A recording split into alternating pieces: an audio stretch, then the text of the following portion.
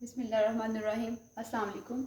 The topic of our today discussion is vitamin C. जिसमें हमने discuss करना है कि when vitamin C is introduced, isolate, structure क्या है इसका, एक्टिव और इनएक्टिव फॉर्म कौन सी है विटामिन सी की, what are the proper recommendation of the vitamin C intake, RDA कितना है इसका, फूड सोर्सेज कहाँ कहाँ से ले सकते हैं, if we are going to recommend the intake of vitamin C from the supplementation, तो एक्टिव फॉर्म कौन सी है इसकी, मेटाबॉलिज्म क्या है, function and the dietary deficiency. So let's start our discussion about the vitamin C. Vitamin C की अगर हम लोग बात करें सबसे पहले इसको किसने डिस्क्राइब किया या इसको फर्स्ट टाइम आइसोलेट किसने किया, तो vitamin C is was isolated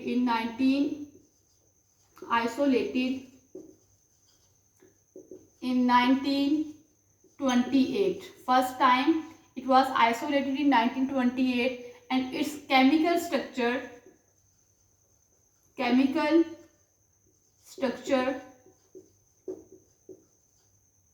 was determined in 1933. Okay, research के according most of the animal body जो है are able to synthesize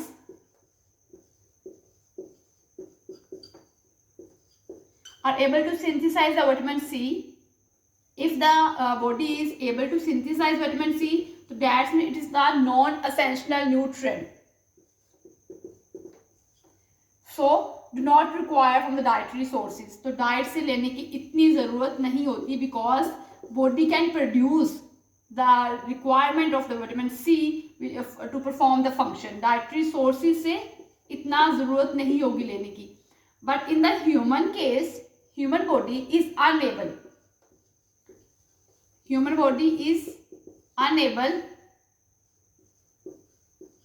to synthesize the vitamin C.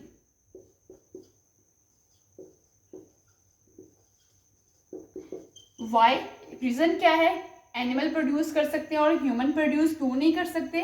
Because in human body lack of the some specific enzyme. वो कौन से enzyme है? Lack of enzyme का नाम लिख लेते हैं. कौन सा है पहले? ग्लूनोलैक्टोन ऑक्सीडेज एंजाइम. ग्लूनोलैक्टोन ऑक्सीडेज एंजाइम जो सा है वो ह्यूमन के अंदर नहीं होता, जिसकी वजह से human body is unable to synthesize the vitamin C. This is the enzyme which is required in the last part of the vitamin C synthesize pathway. ये वो एंजाइम है जो कि ह्यूमन बॉडी में अगर विटामिन सी को produce करना है तो लास्ट स्टेप में चाहिए of vitamin C synthetic pathway.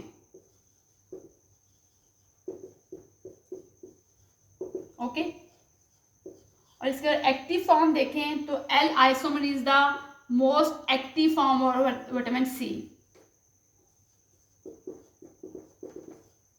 Is one of the active form, biologically active form in the human. Okay, तो vitamin C is also known as the ascorbic acid. इसको अलावा vitamin C के अलावा इसको ascorbic acid भी कहते हैं और एस्कॉर्बेट भी कहते हैं. Okay, these are the alternative name of vitamin C. तो एनिमल्स जो से हैं they can produce the vitamin C और they not require the excessive amount from the dietary source. But humans are the unable to produce the vitamin C due to the lack of this enzyme gluconolactone oxidase. This enzyme is required in the synthetic pathway of the vitamin C last step के अंदर. और L isomer जो सा है that is the one of the most biologically active form of the vitamin C. इसके बाद अगर vitamin C को देखा जाए तो vitamin C is involved in the many processes in the human body, primarily as an electron donor. Because इसकी दो different form है, एक ऑक्सीडाइज फॉर्म है और एक इसकी रिड्यूस फॉर्म है. तो ऑक्सीडाइज और रिड्यूस फॉर्म जो सी हैं दोनों इसकी वो रिवर्सिबल है. जहाँ बॉडी को ज़रूरत होगी तो वो अपने इलेक्ट्रॉन को डोनेट कर सकते हैं। अब इसकी फॉर्म डिस्कस कर लेते हैं। Basically, the term vitamin C actually refer not only ascorbic acid.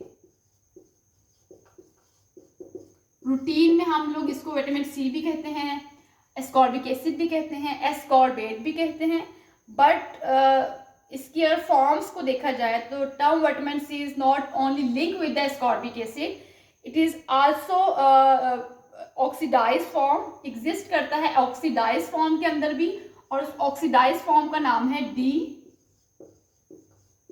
Hydro ascorbic acid. Okay, तो ये सिर्फ कहना कि vitamin C is only available in the ascorbic acid form, ये गलत है, because it is also present in the oxidize form जिसका नाम है डी हाइड्रो एस्कॉर्बिक एसिड। अब जो डी हाइड्रो एस्कॉर्बिक एसिड है या एस्कॉर्बिक एसिड है, इनमें होता क्या है, एक इसकी रिड्यूस फॉर्म है और एक इसकी है ऑक्सीडाइज फॉर्म। ये वाली फॉर्म है इसकी डी हाइड्रो एस्कॉर्बिक एसिड, ये इसकी ऑक्सीडाइज फॉर्म है, और जो एस्कॉर्बिक एसिड है it is a reduce form of vitamin C. In the reduce form vitamin C में क्या होगा कि it gain the 2 electron, 2 electron gain कर सकता है, but in the oxidize form ये क्या करेगा, 2 इलेक्ट्रॉन को लॉस कर देगा, लॉस ऑफ 2 इलेक्ट्रॉन। तो गेनिंग और लॉसिंग ऑफ द 2 इलेक्ट्रॉन की बेस पे ये ऑक्सीडाइज और रिड्यूस फॉर्म में एग्जिस्ट करते हैं बॉडी के अंदर, और both form of the vitamin C are found in the food we eat. जो खुराक है वहां से दोनों फॉर्म आप इसकी ले सकते हैं। नेक्स्ट अगर हम इसकी रिकमेंडेशन की तरफ आए, रिकमेंडेशन में अगर डिस्कस करें तो we have the proper RDA recommended dietary allowances, कि कितना विटामिन सी देना चाहिए। रिसर्च के अकॉर्डिंग प्रॉपर एक क्वांटिटी है which is required for the man और women. The RD of the vitamin C for the female is 75 milligram per day, और men के लिए इसकी रिकमेंडेशन है 90 मिलीग्राम्स पर डे। और उसके अलावा अगर डेली वैल्यू इसकी देखी जाए, DV इसका देखा जाए, तो that is about the 60 milligram per day. This is the recommendation कि इन अ डे कितनी अमाउंट कंज्यूम करनी है। अब नेक्स्ट क्वेश्चन आता है कि अगर हमने इतनी अमाउंट कंज्यूम करनी है तो what are the best sources of the vitamin C के अबंडेंट सोर्सेज क्या हैं। इससे पहले हमारे माइंड में सिर्फ एक चीज़ आती थी, जितने भी तुर्श जायके के तुर्श प्रॉपर्टीज रखते हैं वो तमाम food is a good source of the vitamin C. But basically अगर देखा जाए जो हमारी बुक्स में नॉलेज है उसके अकॉर्डिंग जो अबंडेंट सोर्स है विटामिन सी का वो गावा है। After guava we have the good source of the vitamin C from the kiwi. तो ये जो हमारा कंसेप्ट है ना, only citrus food are the good source of the vitamin C, it is wrong. हमें देखना है कि अगर हम लोग हाफ कप गावा खाते हैं तो उसमें से कितना विटामिन सी मिल जाता है। Approximately if we are consuming the half cup of the guava तो उसमें से 90 to 100 मिलीग्राम पर डे आप ले सकते हो विटामिन सी। ऑफकोर्स हम लोग ये होता है कि सिर्फ गावा ही नहीं खाते और बहुत सारे फूड सोर्सेज हैं जिसको कंज्यूम करते हैं। गावा है, कीवी है, उसके बाद हमारे पास कुछ बेरीज आती हैं जिसमें से स्ट्रॉबेरीज हैं, वो एक अबंडेंट सोर्स है इसका। देन पपाया है, ये जो कह देते हैं कि जी हाँ जी all the citrus food are the good source of vitamin C, तो वी हैव टू डिफ्रेंशिएट कि किस फूड में ज़्यादा अमाउंट पाई जाती है। तो वो लोग जिनको विटामिन सी की डेफिशिएंसी है, हमें बहुत वाइजली डिसाइड करना पड़ेगा कि which food is the good to provide us the efficient source of the vitamin C. Papaya, इसके बाद हमारे पास पाइनएप्पल है, apple juice, orange juice,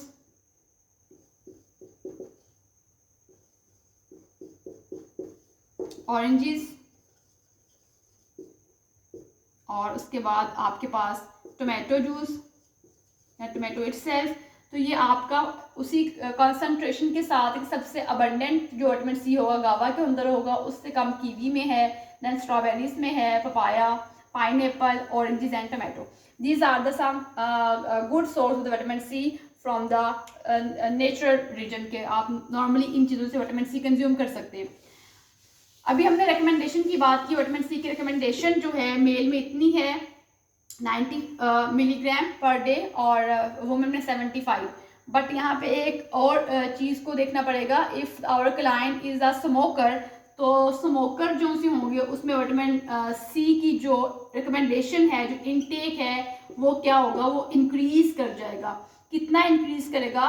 smoker have a higher recommended amount of the vitamin C. The RDA for the smoker is approximately, additionally आपने add करना है 35 milligrams per day for those who smoke. Okay, additionally उनका जो RDA होगा, RDA जो भी है, if the smoker is the man और वुमेन, तो हमने RDA के अंदर एडिशनली ऐड करना है 35 मिलीग्राम. और वो नेचुरली फूड सोर्सेज से ही लेना है. अगर फीमेल हैं तो 75 प्लस 35 हो जाएगा, अगर मेन है तो 90 प्लस 35 हो जाएगा. अभी हमारे माइंड में क्वेश्चन आता है कि व्हाट आर द रीजन कि हमने इसको इंक्रीज की, एडिशनली ऐड किया है. Because smoking create a oxidative stress. Smoking की वजह से ऑक्सीडेटिव स्ट्रेस इंक्रीज कर जाएगी, which might be require the increase vitamin C turnover. जितनी ज्यादा ऑक्सीडेटिव स्ट्रेस होगी, बॉडी को उतने ही ज्यादा एंटीऑक्सीडेंट चाहिए होंगे.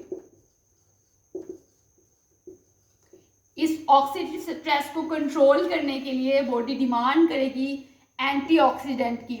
और विटामिन सी जो है वो एज अ एंटीऑक्सीडेंट काम करता है बॉडी के अंदर. ओके, तो जैसे ही स्मोकिंग का इनटेक कंजम्पशन ज़्यादा होगी, बॉडी के अंदर ऑक्सीडेटिव स्ट्रेस जो है वो ज़्यादा हो जाएगी.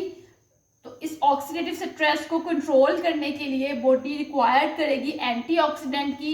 और विटामिन सी का जो अभी फंक्शन डिस्क्राइब करेंगे, तो one of the major function of vitamin C as a antioxidant और to enhance the immune function.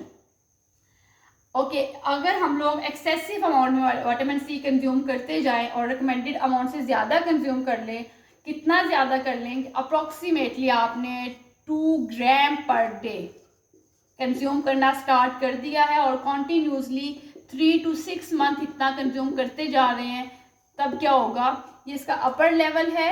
इस on the basis of the adverse और excessive intake of the vitamin C, GIT tract के अंदर adverse affect आना start कर देंगे, such as bloating होना शुरू कर देगी GIT के अंदर, स्टमक इन्फ्लेमेशन होना स्टार्ट कर देगी, और उसके साथ साथ डायरिया भी हो सकता है. तो if we are consuming 2 gram per day और कॉन्टिन्यूसली 3 to 6 मंथ इतनी कंजप्शन करते गए हैं पर डे, तो ये कुछ GIT से रेलिवेंट साइन एंड सिम्टम देखने को मिलेंगे. अब जब इतना ज़्यादा विटामिन सी कंज्यूम कर लिया, तो इसके GIT के अलावा बाकी बॉडी से लिंक करते हुए भी कुछ कॉन्सिक्वेंसेस हम ऑब्जर्व करेंगे. वो क्या होंगे? If we are consuming the high dose of the vitamin C, which can also increase the risk of the kidney disease. एक तो हमने डिस्कस किया कि अगर आपने ज़्यादा कंज्यूम कर लिया है विटामिन सी रिकमेंडेशन से या RDA से, सबसे पहला हमारे पास जो कॉन्सिक्वेंसेस आएंगे वो all the symptom link with the GIT track. Second जो हमारे पास हमने भी डिस्कस किया कि किडनी स्टोन बनने के चांसेस होंगे if we are consuming the high dose of vitamin C, which can also relate to increase the risk of the kidney disease for kidney stone formation. कैसे? इसकी रीजन देखते हैं अभी. Ingestion of the vitamin C is partially converted to the oxalate. कि जैसे ही आप vitamin C खाएंगे तो पार्शली ये कन्वर्ट होना स्टार्ट कर देगा किसके अंदर? ऑक्सालेट के अंदर. और ये ऑक्सालेट हैं वो एक्सक्रीट होते जाते हैं बॉडी से, एक्सक्रीटेड इन द यूरिन की फॉर्म में. But if we are consuming the high dose of vitamin C, ये तो एक नॉर्मल प्रोसीजर चलता आ रहा है ना कि विटामिन सी खाया, पार्शली वो ऑक्सालेट में कन्वर्ट हुआ और यूरिनेशन के थ्रू बॉडी से बाहर एक्सक्रीट आउट हो गया. अगर हम लोग कॉन्टिन्यूसली अपर लेवल से ज़्यादा इनटेक करते जा रहे हैं तो बॉडी के अंदर ऑक्सालेट की कॉन्सेंट्रेशन ज़्यादा होगी और ज़्यादा मिकदार में ऑक्सालेट यूरिन से बाहर निकलना स्टार्ट कर देंगे. तो at the high dose a significant amount of the vitamin C is converted to the oxalate in the body where it could combine with the calcium. तो अगर ज़्यादा अमाउंट है तो बॉडी में ज़्यादा ऑक्सालेट की कॉन्सेंट्रेशन आ जाएगी. अगर आपने ये ज़्यादा खाया है, यूरिन से तो निकलेगा, बाकी बॉडी के अंदर इसकी कॉन्सेंट्रेशन हाई हो जाएगी. जैसी ऑक्सालेट की कॉन्सेंट्रेशन बॉडी में हाई होगी तो it could be combined with the calcium. जब ये कैल्शियम से कंबाइन करेगा ऑक्सालेट तो क्या होगा, वो पेशेंट जो कि पहले पे रिस्क पे हैं, जिनको पहले से चांसेस हैं किडनी स्टोन बनने के, तो उनमें इसका रिस्क ज़्यादा हो जाएगा. तो कैल्शियम ऑक्सालेट स्टोन बन जाएंगे किडनी के अंदर. तो ये रीज़न है कि हम लोग अगर विटामिन सी ज़्यादा खाएंगे तो वो भी एक कंट्रीब्यूटिंग फैक्टर बन सकता है कैल्शियम ऑक्सालेट स्टोन्स का. But only on in those individual who are predispose, जिनमें पहले से ही ये आप कह लें कि चांसेस थे, जिनमें पहले से ही ये डिजीज अकर थी, predispose to from the kidney stone, जिनके अंदर पहले से किडनी स्टोन बनने के चांसेस थे या रिस्क पे थे, उन लोगों में इसके रिस्क ज़्यादा होंगे. जीआईटी प्रॉब्लम हो सकती हैं, किडनी स्टोन बन सकते हैं if we are consuming the excessive amount. Third one जो हमारे पास है कि वो आयरन की एब्जॉर्प्शन से लिंक करता है. High intake of the vitamin C also increase the excessive iron absorption. Excessive iron absorption. Vitamin C is required for the biologically active form of the iron absorption. लेकिन ज़्यादा खाएंगे तो इसकी absorption ज़्यादा हो जाएगी. But only on those individuals who are pre-existing of the iron absorption disorder. उन लोगों में जिनको पहले से ही मसला है आयरन की एब्जॉर्प्शन का, pre existing iron absorption disorder या कोई भी प्रॉब्लम है. तो ये हमारे पास 3 फैक्टर ऐसे आ गए. If the patient is consuming the excessive amount of the vitamin C तो ये चीज़ें आएंगी. सेकेंडली हमने डाइटरी सोर्सेज से पढ़ लिया. आवर नेक्स्ट पॉइंट इज कि अगर हमने सप्लीमेंट रिकमेंड करने हैं किसी को तो विटामिन सी का एक्टिव इंग्रेडिएंट कौन सा होना चाहिए उस सप्लीमेंट के अंदर. तो सप्लीमेंट के लिए हमें देखना पड़ेगा कि कौन सी फॉर्म एक्टिव है बॉडी में, तो which is the best source. Supplements typically provide the vitamin C as the first of all free ascorbic acid. Okay, second क्या है, कैल्शियम एस्कॉर्बेट. थर्ड है सोडियम एस्कॉर्बेट. सप्लीमेंट इस फॉर्म में provide करते हैं. Fourth is the ascorbyl palmitate.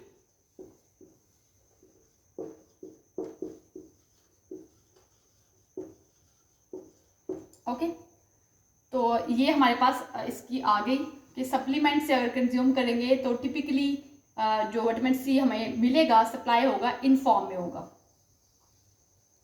इसके बाद कुछ ओवरव्यू लेते हैं विटामिन सी का प्रॉपर्टीज की बेस पे. Vitamin C is the least stable vitamin among the all water soluble vitamin. तमाम वाटर सोल्यूबल विटामिन से जो विटामिन सी है वो लीस्ट स्टेबल है हीट की सेंस में. तो ये हीट सेंसिटिव होगा, is easily lost in the processing loss इसका बहुत इजीली हो जाएगा during the processing and the cooking. Normally cooking can decrease or destroy the vitamin C content up to 40%. Cooking processing की techniques के according vitamin C जो dietary intake से है वो 40% रिड्यूस कर जाता है. The vitamin C is very unstable when in content to the iron and oxygen and the copper. उसके बाद अगर आपने फूड इंडस्ट्रीज में काम करना है तो हमें एक पॉइंट देखना चाहिए कि juices are the good source to fortified with vitamin C. अगर आपने किसी भी चीज़ की फोर्टिफिकेशन करनी है विटामिन सी के लिए तो juices are the good option for the fortification with vitamin C because their acidity reduce the vitamin C destruction. जो एसिडिटी है जूसेस के अंदर वो डिक्रीज कर देगी विटामिन सी की डिस्ट्रैक्शन, तो कम डिस्ट्रॉय होगा विटामिन सी. नेक्स्ट हमारा पॉइंट है मेटाबॉलिज्म का कि मेटाबोलाइज कैसे होना है, बॉडी ने कैसे इसको डाइजेस्ट करना है. जो जितने भी वाटर सॉल्युबल विटामिन हैं इनको इतनी डाइजेशन की ज़रूरत नहीं होती. जैसे ही डाइजेस्टिव एंजाइम इन पे एक्ट करना स्टार्ट करते हैं डाइजेस्टिव एंजाइम तो फूड जो है वो विटामिन को रिलीज करना स्टार्ट कर देता है. By the action of the digestive enzyme food में से विटामिन रिलीज होना स्टार्ट कर देते हैं. तो बेसिकली बहुत ज़्यादा डाइजेशन की ज़रूरत नहीं होती. तो नेक्स्ट पॉइंट हमारा एब्जॉर्प्शन आ जाता है मेटाबॉलिज्म के अंदर कि एब्जॉर्प्शन कैसे होनी है. जो एब्जॉर्प्शन है विटामिन सी की वो क्योंकि दो डिफरेंट फॉर्म है इसकी, एक ऑक्सीडाइज फॉर्म है एक रिड्यूस्ड फॉर्म है. जो इसकी रिड्यूस्ड फॉर्म है एस्कॉर्बिक एसिड वो मेजरली एब्जॉर्ब होती है ब्रश बॉर्डर के थ्रू और एक्टिव ट्रांसपोर्ट के थ्रू ये एब्जॉर्प्शन होगी एस्कॉर्बिक एसिड की. Ascorbic acid is the reduced form of the vitamin C. Reduce form में इसकी एब्जॉर्प्शन मोस्टली स्मॉल इंटेस्टाइन के ब्रश बॉर्डर के थ्रू होती है और बाय द एक्टिव ट्रांसपोर्ट.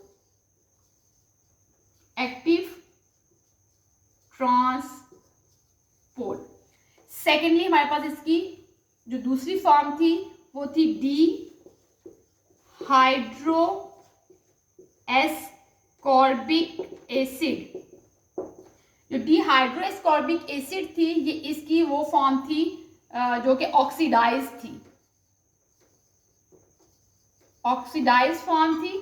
इसकी एब्जॉर्प्शन भी स्मॉल इंटेस्टाइन में होगी लेकिन इसकी एब्जॉर्प्शन होगी फैसिलिटेट डिफ्यूजन के through.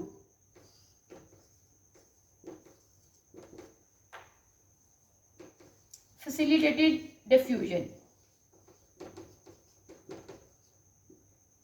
In coming session, inshallah, we will discuss about what is the active transport, what is the facilitated diffusion, ये simple diffusion क्या होता है इसको हम लोग describe करेंगे.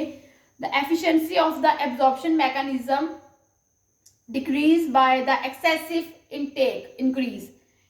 और उसके बाद जो excretion होती है इसकी वो किडनी से होती है. जितना ज़्यादा intake होगा विटामिन सी का उतनी ही ज़्यादा excretion होगी. मतलब दोनों जैसे इनटेक इंक्रीज होता जाएगा वैसे इसकी एक्सक्रीशन इंक्रीज होती जाएगी और एक्सक्रीशन होगी किडनी के थ्रू यूरिनेशन के प्रोसेस के अकॉर्डिंग.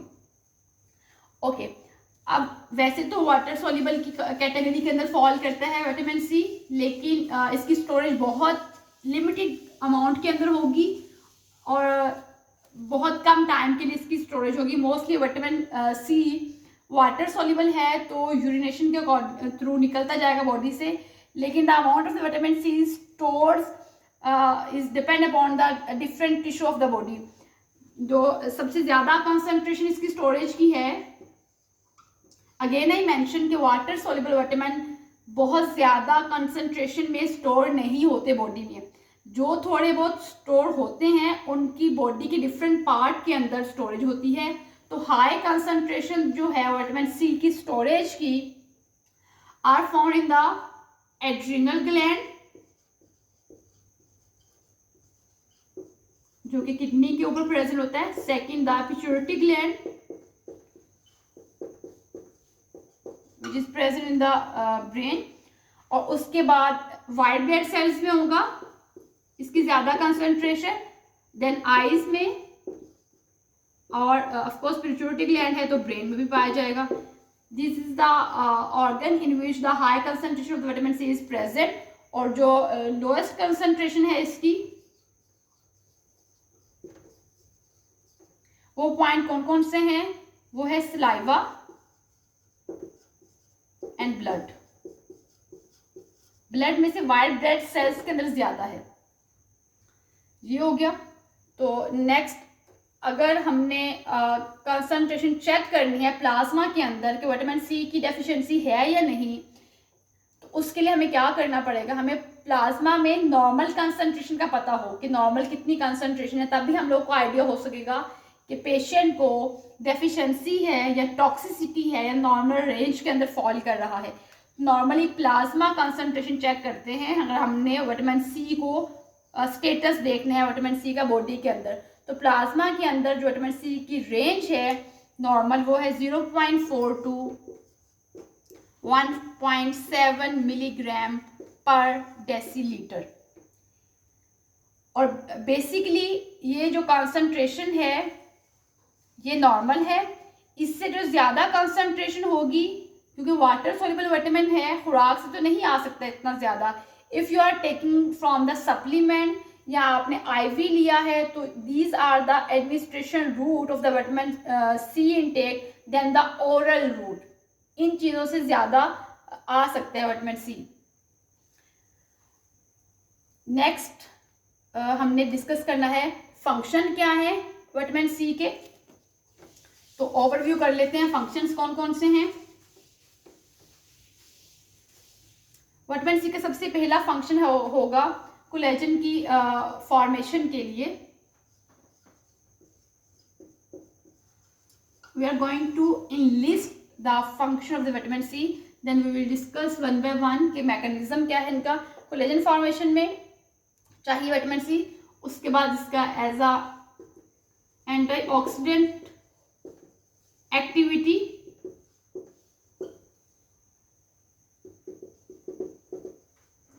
उसके बाद क्या होगा for the synthesis of the vital compound, synthesis of the many vital compound. Body के अंदर बहुत से अदर वाइटल्स कंपाउंड की सिक्रीशंस के लिए जरूरी है।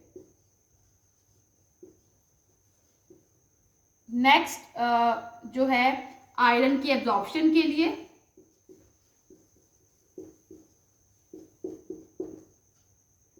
और इम्यून फंक्शन के लिए।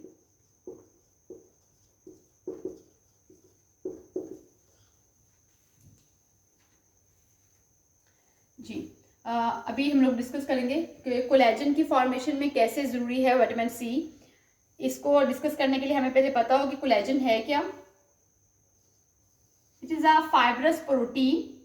एक फाइब्रस प्रोटीन है that hold together the various structure of the body. One by one discuss करते हैं ऑल फंक्शन को। Collagen is the fibrous protein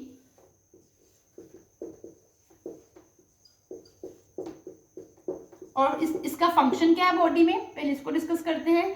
that bind together the different structure of the body. जो various structure हैं body के,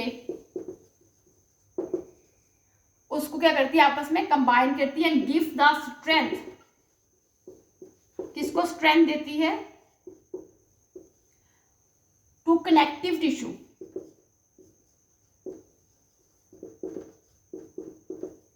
these are the properties of the collagen protein. अभी हम लोग discuss नहीं कर रहे कि विटामिन सी का रोल क्या है कोलेजन फॉर्मेशन के अंदर। तो इसके बाद क्या होगा, कनेक्टिव टिश्यू को स्ट्रेंथ दे दी। फाइब्रस प्रोटीन है जिसका फंक्शन क्या है बॉडी के अंदर, इसने कंबाइन करना है वेरियस स्ट्रक्चर को और उनको स्ट्रेंथ देनी है। और critically to the structure of the bones and the blood vessels, और they are essential in the wound healing. तो ये तमाम चीज़ें जो हैं वो चाहिए किसके लिए? To maintain the structure of the bones and the blood vessels. और उसके बाद अगर कोई वाउंड हीलिंग है उसके लिए चाहिए होगा। अब कोलेजन जो है is a molecules like 3 standard rope, एक ऐसा मॉलिक्यूल्स है जिसमें, पहले इसको जरा थ्योरेटिकल डिस्कस कर लेते हैं। Is a molecules is like अ, एक रस्सी है जिसके 3 गुच्छे हैं, ठीक है, 3 स्टैंडर्ड रोप लाइक स्ट्रक्चर है इसका। It consist of the 3 polypeptide,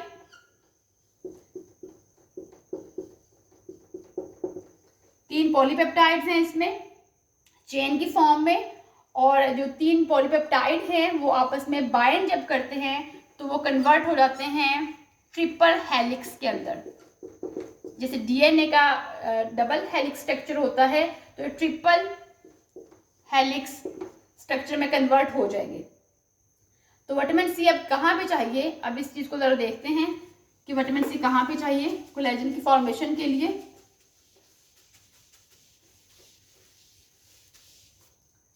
अगर कोलेजन के प्रिकर्सर को देखें तो इट्स लाइक दैट, ओके। तो विटामिन सी जो सा होगा बॉडी में इसकी, this is the precursor of the collagen. If we are not consuming the vitamin C in the sufficient amount तो ये क्या होगा, ये आपस में बाइंड नहीं करेंगे और ऐसे रैंडम प्रेजेंट होंगे। If the vitamin C intake is less than RDA, और if vitamin C is present according to the recommended amount तो क्या होगा, कोलेजन इज हाइड्रोक्सिलाइज, हाइड्रोक्सिलेशन होगी, विटामिन सी करेगा कोलेजन की हाइड्रोक्सिलेशन और ऐसे रोप प्रेजेंट होंगे जिसके साथ OH ग्रुप अटैच होगा और हाइड्रोक्सिलाइज्ड होगा प्रॉपर। हाइड्रोक्सिलेशन का जो प्रोसेस है वो कौन करवाएगा, वो विटामिन सी करवाएगा, ठीक है। तो ऐसे एक स्ट्रक्चर प्रेजेंट होगा। अब नेक्स्ट क्वेश्चन आता है कि जो पॉलीपेप्टाइड्स हैं ये कहाँ से आए। तो हमने जो प्रोटीन कंज्यूम की थी उसके अंदर 2 अमाइनो एसिड थे, एक लाइसिन होगा और एक प्रोलीन होगा। जो लाइसिन और प्रोलीन है विटामिन सी जब बॉडी कंज्यूम करेगी तो इन अमाइनो एसिड की हाइड्रोक्सिलेशन करवाएगी और इनको कन्वर्ट करेगी किसके अंदर, हाइड्रोक्सीलाइसिन के अंदर और हाइड्रोक्सी प्रोलीन के अंदर।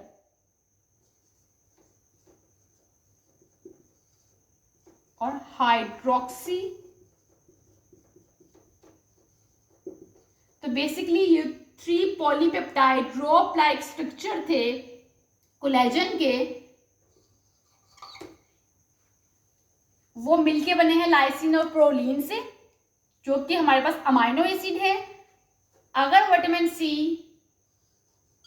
रिकमेंडेड अमाउंट के अकॉर्डिंग लिया तो इसकी हाइड्रोक्सिलेशन होगी और हाइड्रोक्सी लाइसिन बनेगा, हाइड्रोक्सी प्रोलीन बनेगा और उसके बाद इसको प्रॉपर ट्रिपल हेलिक्स में कन्वर्ट कर देगा विटामिन सी और ये ऐसे एक आपके पास स्ट्रक्चर आ जाएगा कोलेजन का। और ये जो कोलेजन का स्ट्रक्चर है ये अब आप बॉडी के अंदर क्या करेगा, कनेक्टिव टिश्यू को स्ट्रेंथ देगा। तो अगर कंसंट्रेशन आप रिकमेंडेड अमाउंट के अकॉर्डिंग ले रहे हैं तो प्रॉपर कोलेजन की फॉर्मेशन होती जाएगी। This is all about the today lecture. जो रिमेनिंग टॉपिक रह गए हैं इंशाल्लाह we will discuss in the coming videos. Thank you so much. अल्लाह हाफिज।